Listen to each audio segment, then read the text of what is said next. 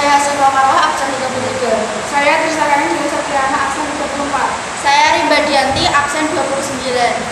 Saya Putri Dianoviasari, absen 27. Saya Siti Komarin, absen 32. Saya Tinggi Utara Permatasari, absen 24. Kami di sini akan mempresentasikan kehidupan manusia purba di zaman bercocok tanam. Kami akan menjelaskan kehidupan manusia purba di zaman bercocok tanam pada bidang kepercayaan. Yang pertama, pada masa ini, kepercayaan masyarakat semakin bertambah. Bahkan masyarakat juga mempunyai konsep tentang apa yang terjadi dengan seseorang yang telah meninggal. Manusia pada masa praaksara mulai menyadari kepercayaan ketika mereka sadar kalau hidup bukan hanya untuk memenuhi dan mempertahankan kehidupan saja. Tetapi ketika mereka mulai menemukan perbedaan antara hal-hal yang hidup dan yang mati. Contohnya, sarkofagus berfungsi sebagai peti mayat untuk manusia pada masa praaksara. Hal itu membuat masyarakat pada masa praaksara percaya bahwa sarkofagus memiliki kekuatan magis atau gaib. Begitu pula dengan benda bersejarah lainnya.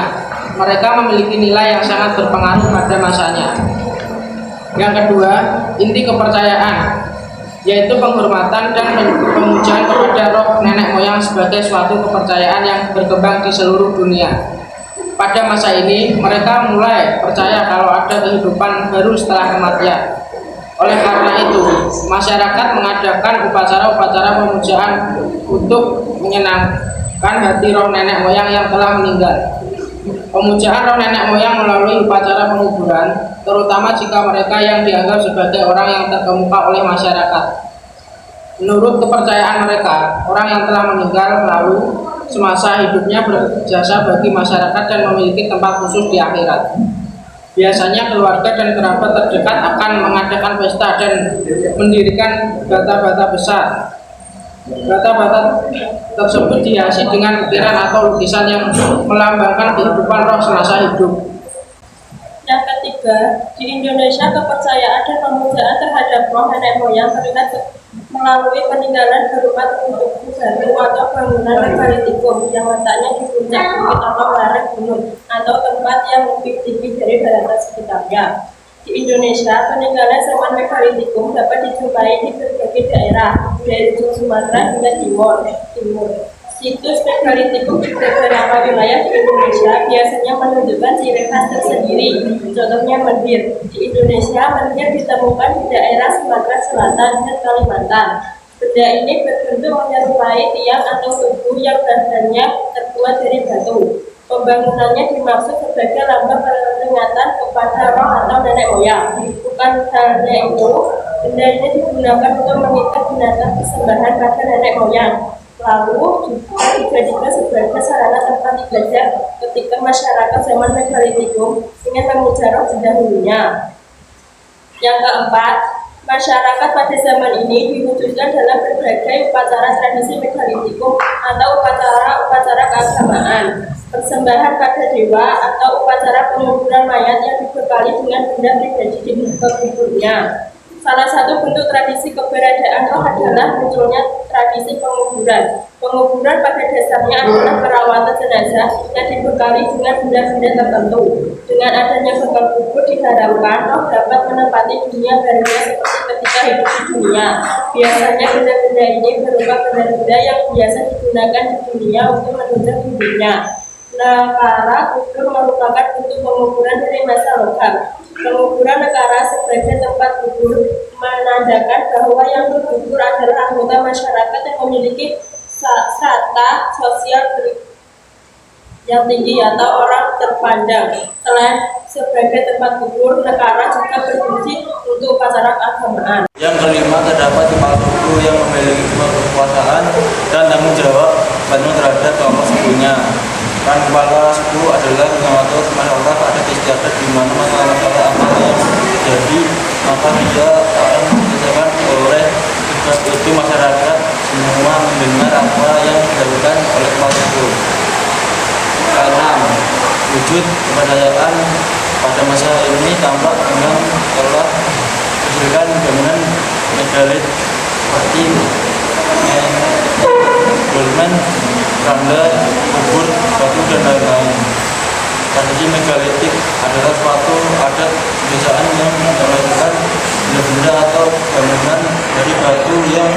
berhubungan dengan usaha atau penghiburan. Bangunan monumental yang dilakukan biasanya akan dengan usaha para tokoh adat untuk menjaga berkat dan martabat mereka. Tetap mendukung tradisi megalitik supaya bahwa arwah yang telah meninggal masih hidup di dunia arwah dan dapat mempengaruhi kehidupan mereka. Dengan peraturan yang baik, mereka mengadakan hubungan sehingga suatu keterlibatan dari maaf budaya. Kami akan menjelaskan kehidupan manusia purba pada zaman bercocok tanam di bidang sosial. Ketika beralih dari kegiatan mengumpulkan makanan ke kehidupan bercocok tanam, pola hunian manusia purba pun berubah. Mereka tidak lagi berpindah-pindah tempat atau nomaden, tetapi menetap di suatu wilayah. Pemilihan tempat tinggal biasanya dipengaruhi oleh sumber air dan dekat dengan alam yang diolahnya. Karena hunian mereka telah menetap, masyarakat masa bercocok tanam hidup secara berkelompok dan membentuk perkampungan kecil. Dalam sebuah kampung biasanya terdiri dari beberapa keluarga dan hidup secara gotong royong dengan sistem pembagian kerja antara perempuan dan laki-laki. Misalnya para laki-laki bertugas membangun rumah, sementara kaum perempuan akan merawat dan menghiasnya. Mereka juga menunjuk ketua suku dan memiliki aturan hidup sederhana yang harus dijalani anggotanya. Bercocok tanam di bidang sosial, manusia praaksara yang hidup pada zaman bercocok tanam adalah Homo sapiens, baik itu ras Mongoloid maupun ras Australomelanesoid. Masa ini sangat penting dalam sejarah perkembangan masyarakat karena pada masa ini terdapat beberapa penemuan baru seperti penguasaan sumber-sumber alam. Mereka bercocok tanam dengan cara berladang maupun pembukaan lahan dilakukan dengan cara menebang dan membakar hutan. Jenis tanaman yang ditanam adalah ubi, pisang, dan sukun. Selain berladang, kegiatan berburu dan menangkap ikan terus dilakukan untuk mencukupi kebutuhan akan protein hewani. Kemudian, mereka secara perlahan meninggalkan cara berladang dan digantikan dengan bersawah. Berbagai macam tumbuhan dan hewan mulai dipelihara. Perkembangan selanjutnya, manusia praaksara masa ini mampu membuat alat-alat dari batu yang sudah diasah, lebih halus serta mulai dikenalnya pembuatan gerabah. Alat-alatnya berupa beluing, pesergi, dan kapal lonjong, alat-alat pemukul dari kayu, dan mata panah. Bercocok tanam bidang sosial. Beberapa kehidupan sosial yang menggambarkan masyarakat pada masa bercocok tanaman sebagai berikut. Masyarakat masa bercocok tanam dengan awal mengenal melakukan bercocok tanam dengan sistem membersihkan hutan dan menanamnya. Kemudian setelah lahan tidak subur, mereka berpindah. Teknik tersebut dilakukan secara berulang tanam secara berbunga. Dalam masyarakat bercocok tanam tingkat lanjut sudah mulai melakukan bercocok tanam dengan lahan tetap. B. Masyarakat pada masa bercocok tanam juga secara menetap sekitar bunga. Masyarakat sudah dapat mulai menguasai alam lingkungan dengan cara bercocok tanam dan memelihara hewan-hewan. C. Mulai terbentuk kelompok-kelompok perkampungan yang bersifat semi nomaden. Jumlah populasi penduduk meningkat dengan rata-rata usia 35 tahun. D. Meningkatkan kegiatan masyarakat sehingga dibentuk peraturan untuk menjaga ketertiban. Selain itu, dipilih seorang sebagai pemimpin dengan kriteria berwibawa, kuat, dan seimbang dalam kelompok. Kami akan menjelaskan kehidupan manusia purba di zaman bercocok tanam pada bidang ekonomi. Kehidupan ekonomi pada masa bercocok tanam. Secara ekonomi, manusia purba pada periode ini telah berhasil mengolah makanan sendiri. Masyarakatnya mulai membuka hutan kemudian menanaminya dengan sayur dan buah untuk mencukupi kehidupan sehari-hari. Sementara binatang buruan yang mereka tangkap mulai dipelihara jadi ternak. Hewan yang diternakkan antara lain kerbau, kuda, sapi, babi, dan unggas. Selain itu, masyarakatnya diperkirakan telah mengenal sistem penukaran barang alias barter. Pada masa prasejarah, di mana manusia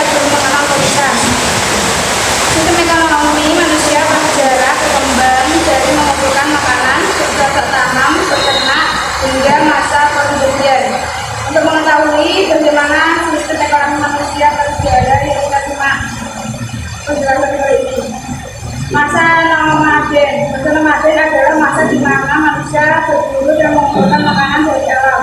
Dilansir dari histori, masa nomaden terjadi sejak 2 juta tahun yang lalu dan berkembang di antara awal Afrika. Hal ini berarti zaman Paleolitik dan Mesolitik juga termasuk dalam masa nomaden. Masa-masa ini manusia memenuhi kebutuhan hidup dengan berburu hewan dan mengumpulkan sayur, buah, serta hidup yang di suatu tempat. Pada masa nomaden, manusia hidup di dalam gua menggunakan api alami dari kebakaran hutan dan sambaran petir, berjalan dalam jarak yang sangat jauh dan melakukan pembagian kerja berdasarkan jenis kelamin. Saat jumlah daya di wilayah tersebut berkurang, kelompok manusia tersebut akan berpindah tempat untuk mencari sumber makanan yang lebih melimpah. Masa bercocok tanam kan berkembang. Setelah hidup bertahun-tahun dengan cara berburu dan mengumpulkan makanan secara nomaden, maka manusia semakin berkembang. Sehingga dimulailah masa bercocok tanam dan berternak pada zaman Neolitikum sekitar 10 tahun yang lalu. Kemudian pertanian berkembang pesat dengan menanam sayuran dan biji-bijian. Pada zaman Neolitik, manusia prasejarah juga mulai berternak sehingga tidak perlu berburu. Contoh ternak pada masa Neolitikum adalah sapi, babi, domba, ayam, dan kuda. Pada masa ini, manusia mulai mengenal sistem barter sebagai sistem ekonominya, yaitu menukar barang yang berbeda namun memiliki nilai yang sama. Masa Perundasian. Masa Perundasian adalah masa di mana manusia mulai menggunakan alat-alat yang Perundasian terjadi pada zaman Perunggu 3300 sebelum Masehi sehingga 1200 sebelum Masehi, dan zaman Besi 1200 hingga 600 sebelum Masehi. Pada masa ini manusia tidak lagi bercocok tanam dengan tangan melainkan dari perkakas yang ditempat dari besi. Pada zaman Besi, tatanan sosial manusia sudah rapi, di mana telah terbentuknya kerajaan seperti Kekaisaran Persia. Manusia juga telah mengenal agama, budaya, perbuatan, alat rumah tangga, senjata dari besi, pertahanan lapis besi untuk perang, hingga sistem ekonomi jual beli. Pada masa Perundasian juga manusia mulai membangun jaringan perdagangan yang luas melintasi daratan. Pada saat itu manusia purba masih dalam tingkat keterbatasan. Mereka hanya mencari makan dari alam. Mereka menanam tanaman untuk menghidupi hidup mereka. Perekonomian pada masa itu hanya bergantung pada hasil pertanian saja. Mereka mengadakan barter dengan hasil pertanian yang mereka dapat untuk mendapatkan barang-barang yang mereka inginkan. Kami akan menjelaskan kehidupan manusia purba pada zaman bercocok tanam di bidang budaya. Peninggalan kebudayaan masa bercocok tanam.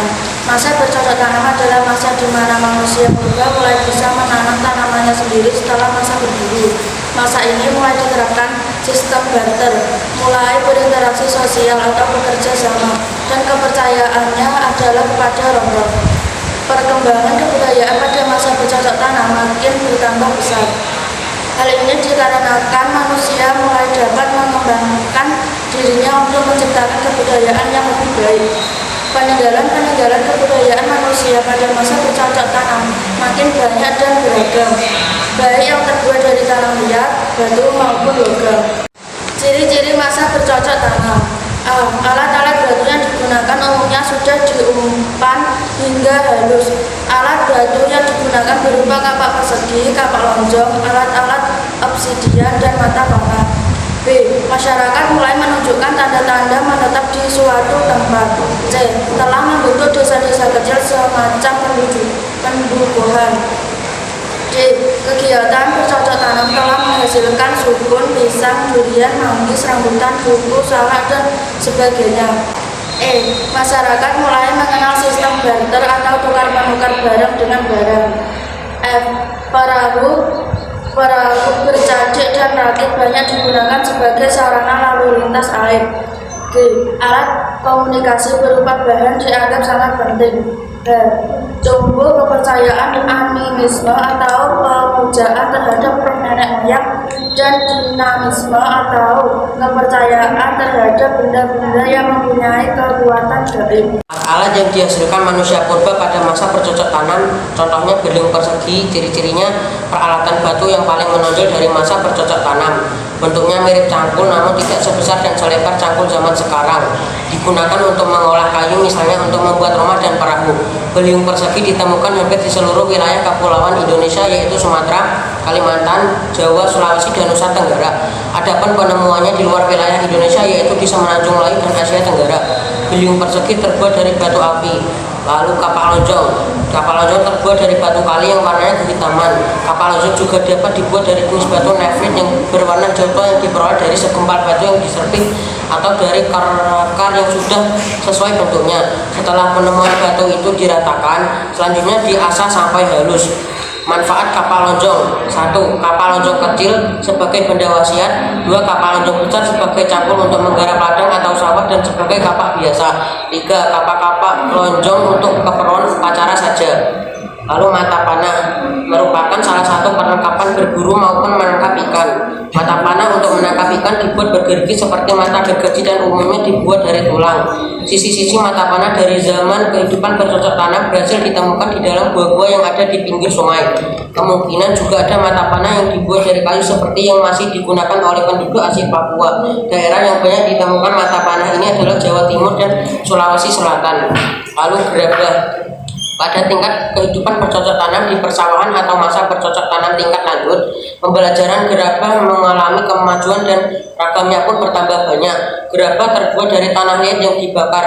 Gerabah digunakan untuk keperluan rumah tangga sehari-hari, contoh sebagai tempat air, alat untuk masak, tempat penyimpanan makanan, untuk menyimpan perhiasan, dan sebagai aksesoris untuk upacara keamanan dan ritual, misalnya untuk tempayan dan sebagai bekal kubur. Lalu perhiasan. Pada masa kehidupan bercocok tanam telah dikenal berbagai bentuk kehidupan.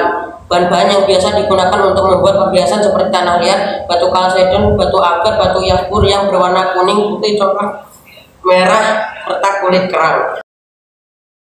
Saya akan menjelaskan kehidupan manusia purba pada zaman bercocok tanam di bidang teknologi. Pada masa bercocok tanam, teknologi pembuatan alat mengalami kemajuan besar, apalagi ketika ditemukannya teknik peleburan, percampuran, penepaan, dan pencetakan logam. Semula jenis-jenis logam seperti besi, tembaga, timah, dan emas dibuat dengan teknik peleburan sederhana.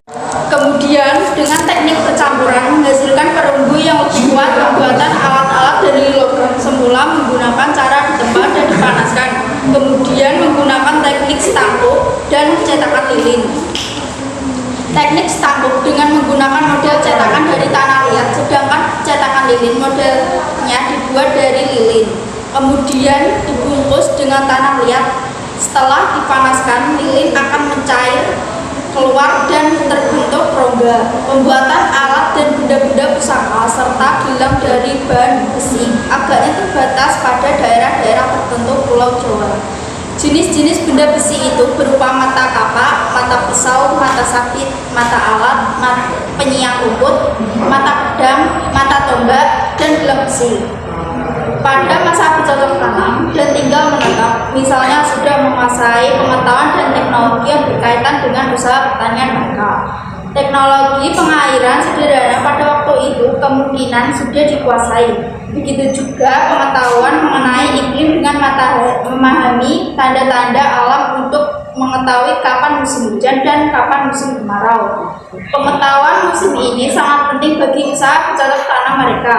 Melihat alat-alat yang mereka kuasai, terutama kapak, dan terdapatnya bukti-bukti bahwa mereka sudah mengenal dan menemukan api. Kemungkinan mereka sudah mengembangkan transportasi air. Semula bentuk transportasi yang digunakan adalah rakit yang pembuatannya tidak terlalu sulit. Rakit digunakan pertama kali oleh manusia di pedalaman.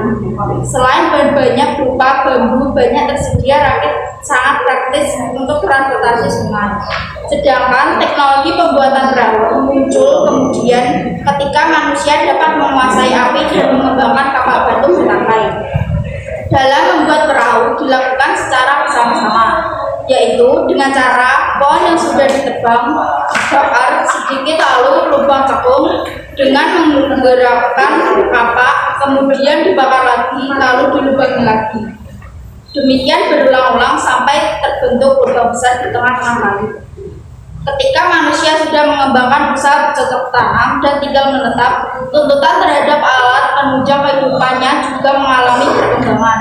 Fungsi alat tidak hanya untuk berburu atau mengolah tanah, akan tetapi juga untuk keperluan-keperluan yang bersifat keagamaan. Bahkan pada masa berikutnya, pembuatan benda-benda sudah mulai menampakkan aspek-aspek seni yang sangat indah.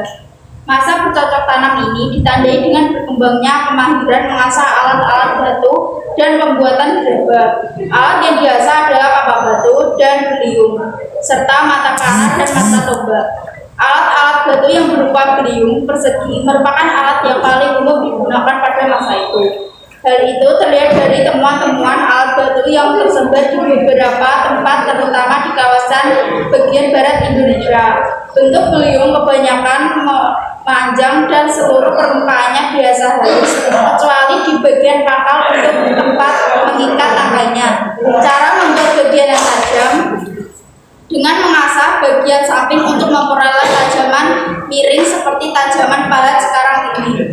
Jenis batuan kalsedon, agat, dan jaspis paling umum digunakan untuk bahan pembuatan beliung.